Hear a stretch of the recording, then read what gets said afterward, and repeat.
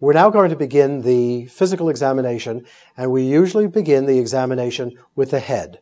You'll notice that the examination proceeds in a very orderly fashion from the top to the bottom, and as we go through the evaluation of various parts of the body, we will first evaluate the patient by inspection, palpation, percussion, and then auscultation.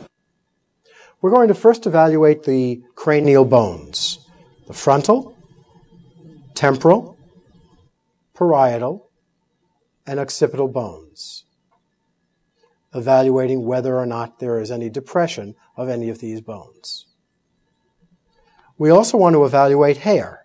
We want to evaluate the texture of the hair and whether or not the hair is firmly attached to the scalp. Our assessment will then continue with assessment of the lymph nodes, and there are a variety of lymph node chains in the head and neck. We will begin with evaluation of the occipital nodes, and the evaluation is done by a very gentle rolling motion of the fingers as they go over the head and neck. We then come to the posterior auricular nodes, down into the posterior triangle,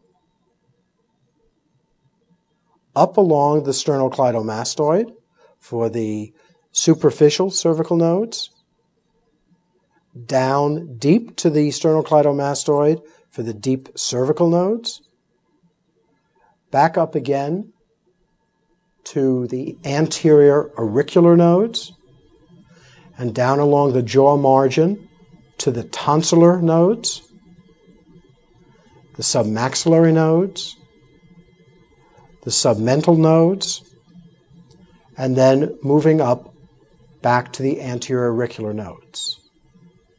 We're now going to continue with examination of the eyes.